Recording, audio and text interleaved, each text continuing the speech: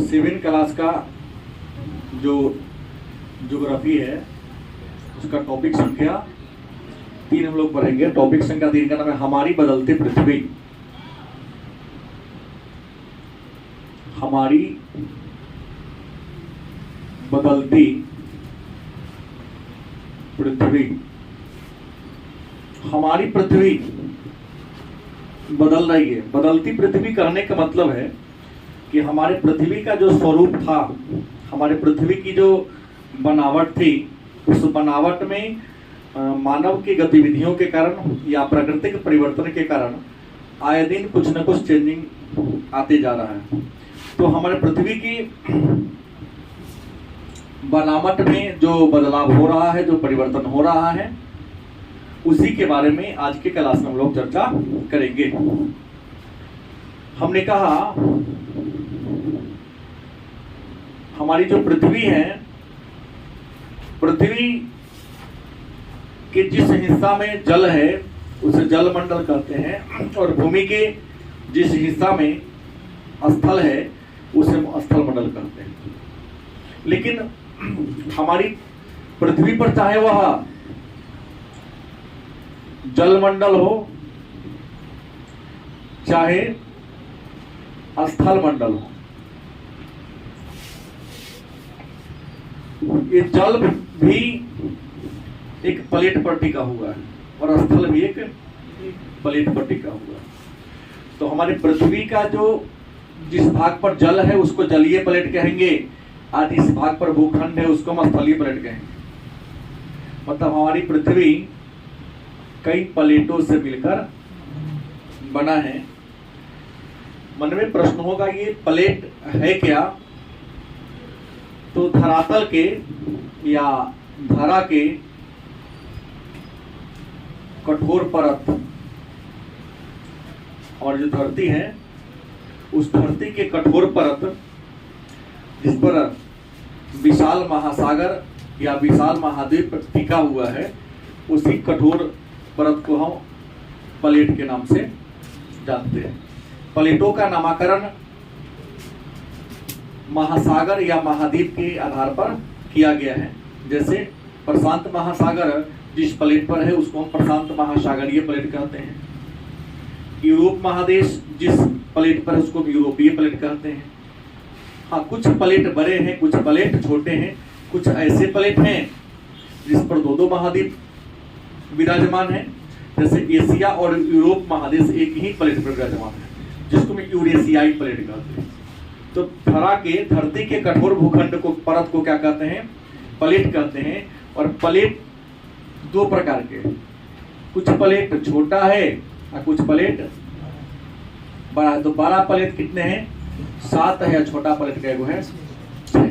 बड़े प्लेट कितने हैं? 7। छोटे प्लेट कितना है? 6। और हमारी पृथ्वी प्लेट पर टिकी है, प्लेट पर स्थिर है। तो प्लेट शब्द का प्रयोग सबसे पहले एक विद्वान ने किया था, उसका नाम था तुजो विल्सन। तुजो विल्सन नामक विद्वान ने सबसे पहले यह दिखाने का, बताने का काम किया था कि प्लेट आपस में, हमारे प्लेट जो है उसी प्लेट पर हमारी धरती ये रही है। लेकिन ये जो प्लेट है हमारे पृथ्वी के, ये प्लेट स्थिर नहीं है, बल्कि प्लेट क्या है? गतिशील है। क्या है? गतिशील है, हेल डोल करती है, आगे पीछे आती जाती रहती है। तो प्लेटों का आगे पीछे आना जाना, लेफ्ट राइट होना क्या कहलाता है? हाँ, प्लेट विवर्तनिकी कहलाता है। प्लेटों का आगे पीछे होना, प्लेटों का हिलना डोलना, प्लेटों का विवर्तन कहलाता है।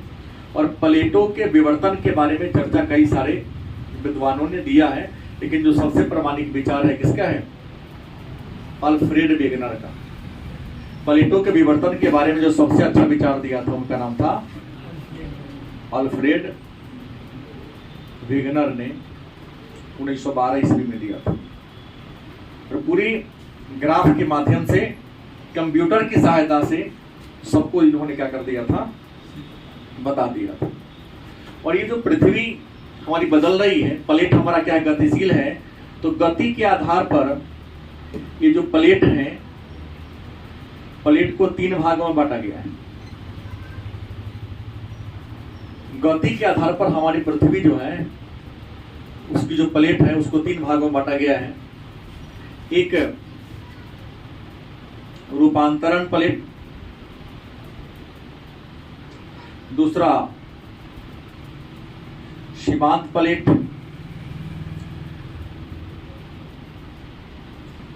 तीसरा अपसारी प्लेट। प्लेट जो है गति के आधार पर 3 प्रकार के हैं। कहता है अपसारी प्लेट क्या है, तो जब 2 प्लेट एक दूसरे को आमने सामने आ रही है, प्लेट इधर जा रहा है, वो प्लेट इधर से आ रहा है, इस प्लेट को अपसारी प्लेट कहते हैं। लेकिन जब 2 प्लेट आपस में सटेगा तो किसी न किसी संरचना का क्या होगा, निर्माण होगा। तो इसलिए को हम निर्माणकारी प्लेट के नाम से भी जानते हैं। दूसरा कहता है कि सीमांत प्लेट क्या है, कि एक प्लेट इधर से जा रहा है, एक प्लेट इधर से आ रहा है, लेकिन दोनों का दिशा द्वारा रगड़ते हुए आगे बढ़ गया। जब 2 प्लेट आपस में रगड़ खाएगा तो क्या होगा, कुछ ना कुछ तो विनाश होगा। भूखंड वाला टकराएगा तो भूकंप आ जाएगा, समुद्र में रगड़ खाएगा तो सुनामी आ जाएगा। तो इसको सीमांत प्लेट को हम विनाशकारी प्लेट भी कहते हैं। और कहता है कि 2 प्लेट समान दिशा में मूव कर रहा हो, जा रहा हो, इसको हम रूपांतरण प्लेट के नाम से जानते हैं। बात समझ गए? तो गति के आधार पर प्लेट 3 प्रकार के हैं। इसी प्लेट के आगे जाने से भूखंड भी आगे पीछे होते रहता है और अलग अलग प्रकार की आकृति का क्या होता है, निर्माण हो जाता है।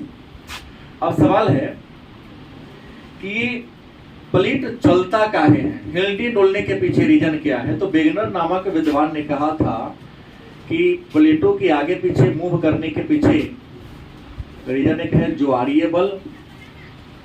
कौन बल? ज्वारीय बल। और दूसरा सूर्य व चंद्रमा आकर्षण बल।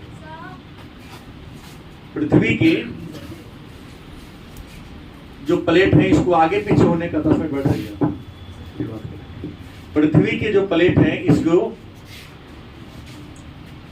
आगे पीछे होने का विचलन करने के पीछे 2 है, ज्वारीय बल, दूसरा सूर्य और चंद्रमा का आकर्षण। ज्वारीय बल क्या है, तो हमारे पृथ्वी पर समुद्र है, समुद्र का पानी जब सूर्य और चंद्रमा के गुरुत्वाकर्षण के कारण ऊपर उठता है तो उसे क्या कहते हैं, क्या कहते हैं, ज्वार कहते हैं। अब वह उठा हुआ जल जब पृथ्वी के गुरुत्वाकर्षण बल के कारण नीचे आ जाता है तो उसे क्या कहते हैं, घाटा कहते हैं। ये तो आप लोग पहले से जानते हैं। तो जब सूर्य और चंद्रमा समान आकर्षण से समुद्र के जल को ऊपर खींचता है, तो जल के साथ साथ वह प्रयास करता है कि पृथ्वी को भी थोड़ा सा क्या कर ले, ऊपर की ओर खींचे। लेकिन दूरी ज्यादा है, खींचा नहीं पाता, लेकिन कुछ ना कुछ तो सतह उसका क्या होता है, खिंचाता होगा। और जब खिंचाता है तो समुद्र में, धरती के चारों ओर से समुद्र है, तो समुद्र का पानी का धक्का लगता है, प्लेट आगे पीछे हो जाता है।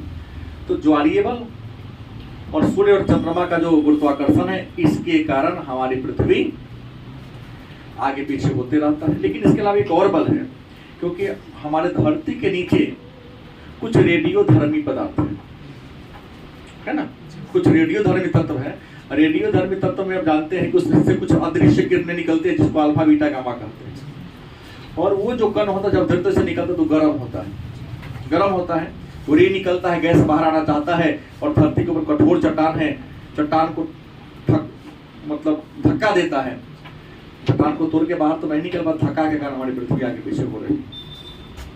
प्लेटों की गति की बात करें तो प्लेटों की औसत गति 2.5 cm प्रति ईयर। लेकिन एक प्लेट है जिसकी गति 5 सेंटीमीटर प्रति ईयर, मतलब 1 साल में प्लेट ज्यादा से ज्यादा 2.5 सेंटीमीटर मतलब 1 इंच ही खसक पाता है। और समझ गए, इसी के खसकने के कारण हमारे पृथ्वी का स्वरूप क्या हो रहा है, बदल रहा है। अब प्रश्न है इसके अलावे, तो पृथ्वी के स्वरूप के बदलने का तो हमने ये बता दिया कारण प्लेट हो गया, लेकिन इन प्लेटों के कारण हमारे पृथ्वी में कुछ और भी बदलाव होते हैं। हमारी जो पृथ्वी है, पृथ्वी की अगर हम गति की बात करें, गतियां, तो आप सभी को पता है कि हमारी पृथ्वी के रियल में गति कैगो है? 2 गतियां बताया था एक दिन और बैठे। एक है बहिर्जनित बल या बहिर्जात बल, और दूसरा कौन है? अंतर्जात बल। हमारी पृथ्वी में जो गति है, इस गति के लिए 2 बल जिम्मेवार है। पहला कौन है? दूसरा कौन है? प्रश्नों का बहिर्जात बल क्या है? तो हमारे पृथ्वी के ऊपर से, हमारी पृथ्वी गोला है, लगभग लवदक्ष गोलाकार है, तो इस हमारे पृथ्वी के ऊपर वायुमंडल का जो दबाव पड़ता है या बाहर से जो प्रेशर पड़ता है, जैसे मैंने एक पेन लिया, इस पेन को मैं दबाने का क्या कर रहा हूँ, प्रयास कर रहा हूँ, तो ऊपर से जो मैं इसको दबा रहा हूँ, तो ऊपर से लगने वाले बल को क्या कहेंगे? बहिर्जात बल। लेकिन दब नहीं पा रहा है क्योंकि इसके अंदर कुछ गैस भरा हुआ है, वो गैस इसको बाहर की ओर डरा रहा है, धकेल दबा रहा है ना। अंदर से भी एक बल लग रहा है, तो अंदर से लगने वाले बल को हम अंतर्जात बल कहते हैं, और बाहर से लगने वाले बल को हम। और आपको बता दें, ये जो अंतर्जात बल है,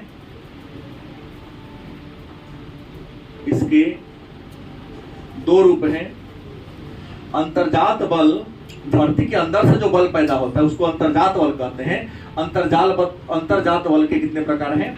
2 हैं। एक आकस्मिक बल, क्या है? आकस्मिक बल, और दूसरा है पटल विरूपण बल। पटल विरूपण बल। अब मन में होगा ये आकस्मिक बल क्या है और पटल विरूपण क्या है? आकस्मिक मतलब वह बल जो अचानक पैदा हो जाता है, जिसके बारे में आपको पहले से अनुमान नहीं था, लेकिन वह बल अचानक पैदा हुआ, धरती पे कुछ ना कुछ चेंजिंग कर दिया। तो धरती के अंदर अचानक जो बल, जो ऊर्जा पैदा होता है, उसके कारण धरती के जो संरचना है उसमें जो बदलाव आ जाता है उसको हम कहते हैं आकस्मिक बल। और पृथ्वी के आकस्मिक बल के कारण कौन कौन घटना घटता है तो आप जान रहे हैं? भूकंप, ज्वालामुखी और भूस्खलन। भूकंप क्या है? तो प्लेटों के आपसी टकराव के कारण, प्लेटों की, हमारी पृथ्वी प्लेट पर टिकी हुई है, प्लेटों के आपसी टकराव के कारण, हमारी आंतरिक हलचल के कारण हमारी पृथ्वी जब कंपन होने लगे, पृथ्वी में जब कंपन पैदा होने लगे तो उसी को कहते हैं भूकंप। नहीं, और प्लेटों के टकराने से ही या आंतरिक हलचल के कारण ही धरती की जो तरल मैग्मा है वो धरती के सतह को फाड़ के बाहर निकल जाए तो उसे क्या कहते हैं? अब भूस्खलन, मान लिया कि धरती की खुदाई कर रहे, अंदर का सारा कोयला निकाल लिए, गलती की सही, ऊपर छत के रूप में थोड़ी टिका हुआ है, अचानक किसी कारण से अत्यधिक वर्षा के कारण या बाढ़ के कारण ऊपर का छत टूट के क्या हो गया? नीचे गिरता हो गया, तो उसे कहते हैं भूस्खलन। माने भूमि के सतह का, ऊपरी सतह का पृथ्वी के गुरुत्वाकर्षण बल के कारण ऊपर से टूटकर क्या हो जाना? नीचे गिर जाना। मान लिया यह धरती था, नीचे का सारा कोयला जो भी तक खन के निकाल लिए, जैसे मान लिया ये हमारा हो गया धरती का सतह, नीचे कोयला है, पूरा हमने खन के बाहर से निकाल लिया, तो हो गया क्या? खाली, खाली हो गया। मान लिया कि यहाँ टीका हुआ है, यहाँ से पूरा रेलवे लाइन निकल के पूरा आपने कोयला निकाल लिया। अचानक बहुत तेज वर्षा हुआ, बहुत तेज वर्षा हुआ, यहाँ जो सतह था वो टूट के क्या हो गया? गिर गया, तो ऊपर तक खाली रह गया ना, तो अचानक ऊपर से टूट के क्या होता है? ये नीचे गिरा के फंस गया।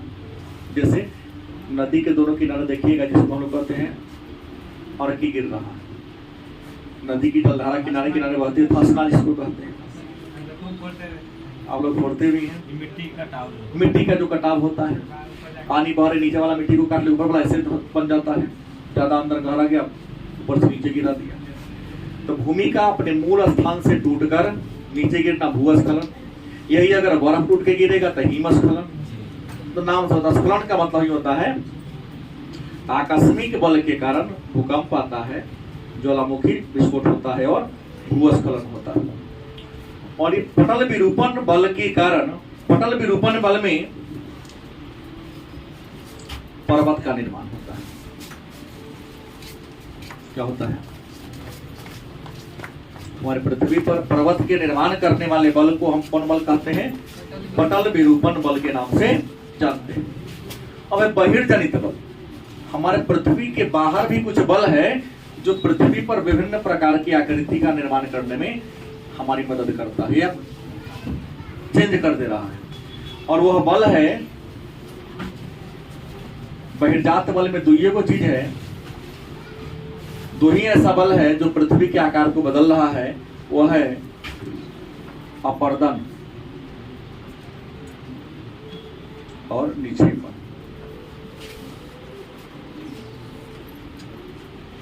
बहिर्जात बल के अंतर्गत दो चीजों कहिएगा, परिवहन क्यों नहीं किया आपको लिखा आपने, तो परिवहन का मतलब तो ढोना होता है, तस्कीदे का में ढो के ले जाना, लेकिन जब तक कहीं रखेगा नहीं तब तो आकृति बनेगा नहीं बनेगा। तो बहिर्जात बल, बाहर से लगने वाले बल को बहिर्जात बल कहते हैं। और बहिर्जात बल के द्वारा भी हमारे पृथ्वी पर विभिन्न प्रकार के आकृति बनते हैं। और बहिर्जात बल में क्या होगा? अपर्दन। दूसरा क्या होगा? तो अपर्दन क्या है? पहले भी मैं बता चुका हूं, किसी चट्टान का टूट फूट कर अपने स्थान पर बिखर जाना या टूट फूट जाना, फैल जाना, बिखर जाना अपर्दन कहलाता है। निक्षेपण मतलब बहता हुआ जल या हवा चट्टान को ढो के ला रहा है या कहीं पर क्या कर दिया, आके जमा कर दिया। तो निक्षेपण का मतलब जमा करना या फैलाना होता है। इसके कारण भी आकृति बनता है। तो अपर्दन और निक्षेपण करने वाले ये कारक कौन कौन है? तो अपर्दन और निक्षेपण करने वाले कारक में आ जाएगा, हम हवा ले सकते हैं, ऐसा ही बहता हुआ जल, बहता हुआ जल होगा कि नहीं होगा? अच्छा, हिमनद होगा, हिमनद बने बर्फ की नदी, वो भी आपको ये चेंज करता है। और समुद्री तरह,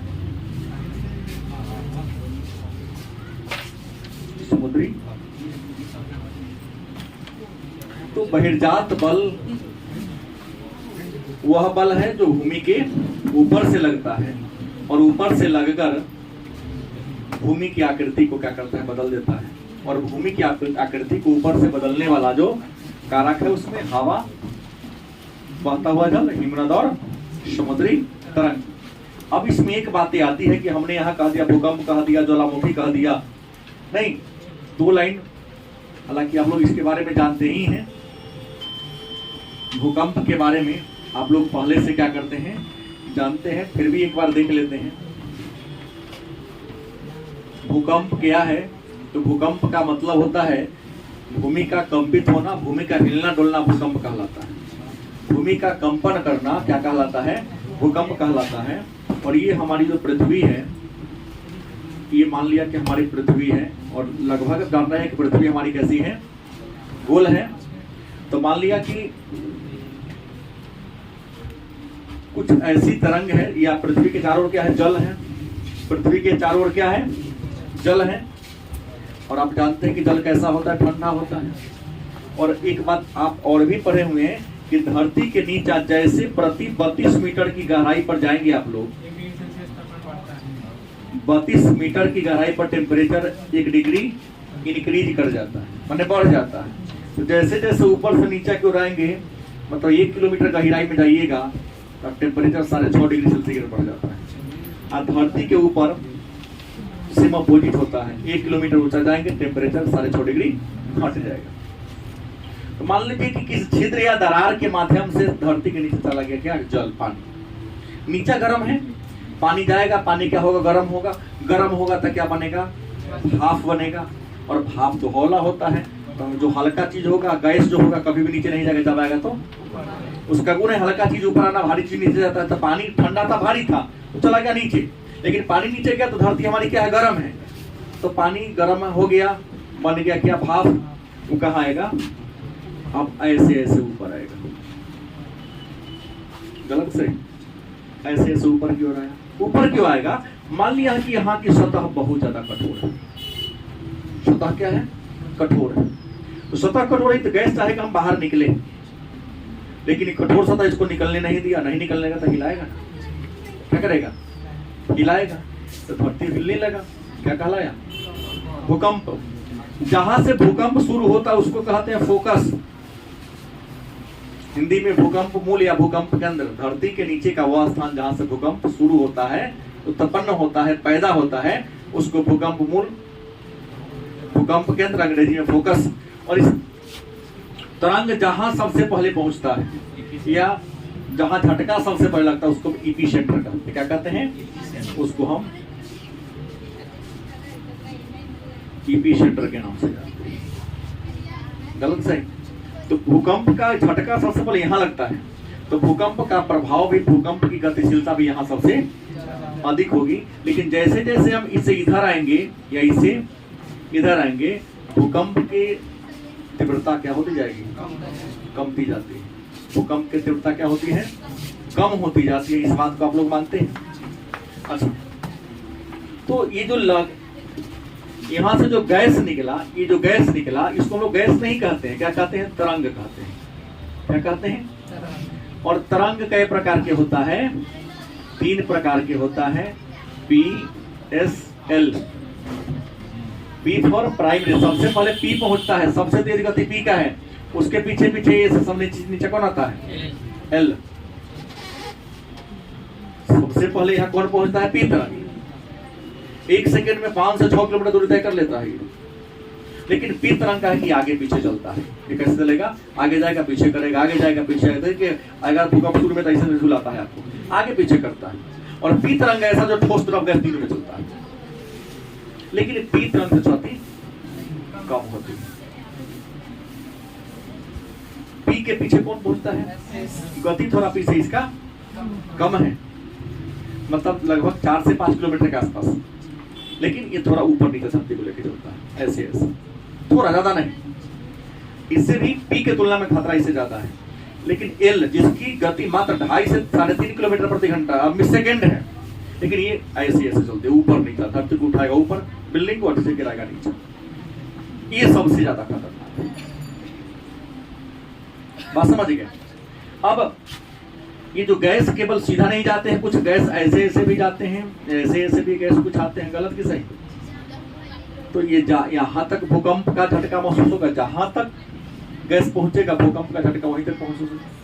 उसमें कितना देर तक जाएगा? तो नियम कहता है 105 डिग्री से 145 डिग्री तक ही पहुंचेगा, उससे ज्यादा को नहीं बना सकता है। 105 ही में मैक्सिमम देखा गया है। लेकिन कभी कभी ऐसा आंकड़ा मतलब मूल्यांकन किया गया है कि 100 मतलब यहाँ पर आप देखिए 145 डिग्री का ही कोण बनेगा। सॉरी, यहाँ पर 145 चाहे यहाँ से मूल्यांकन कीजिएगा ना, 145 ज्यादा से ज्यादा मतलब 105 तो बनता है, उतना डिग्री तक ही पहुंचेगा। उस डिग्री के 1 इंच आगे अगर धरती होगा तो उसको घटना कीजिएगा, इतना का बनाता है एंगल। अब सवाल है भूकंप को मापने वाले मशीन का नाम है क्या है? तो आप लोग जानते हैं सीस्मोग्राफ। सीस्मोग्राफ एक मशीन है जिसकी सहायता से भूकंप को मापते हैं। लेकिन सीस्मोग्राफ मशीन है, मापता नहीं है। तीव्रता को मापने के लिए सीस्मोग्राफ मशीन में एक स्केल रखा रहता है, एक पटड़ी जिसको स्केल कहते हैं, वो रखा रहता है। एक स्केल का नाम है रीचर, इसको रिएक्टर कहते हैं। और दूसरा इससे बड़ा स्केल है, नाम क्या है?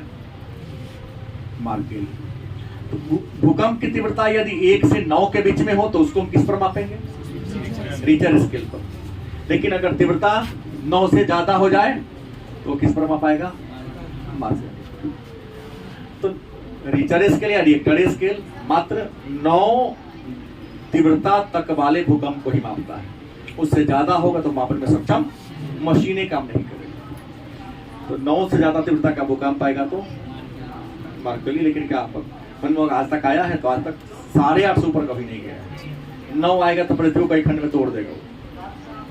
तो मशीन नहीं रहेगा तो नापेगा कैसे? क्या यह एक प्राकृतिक आपदा है? ऐसी आपदा है जिस घटना घटने के बाद लोगों को पता चलता है, घटना घटने से पहले पता नहीं चलता। बात समझ गए? अब कहेगा इससे कहिएगा सर ये तीव्रता किस गति से बढ़ती है? तो देखिए भूकंप की तीव्रता 1 है, यहाँ 2 कर दिए, यहाँ 3 कर दिए, यहाँ 4 कर दिए, यहाँ मैंने 5 कर दिया। तो 5 के बाद भी 1 2 3 4 ऐसे ऐसे होता है। नहीं कहता 5.5, तो 5 के बाद 5 को गुण का ऊपर ले जाओ, मैंने 5.5 का भूकंप आया।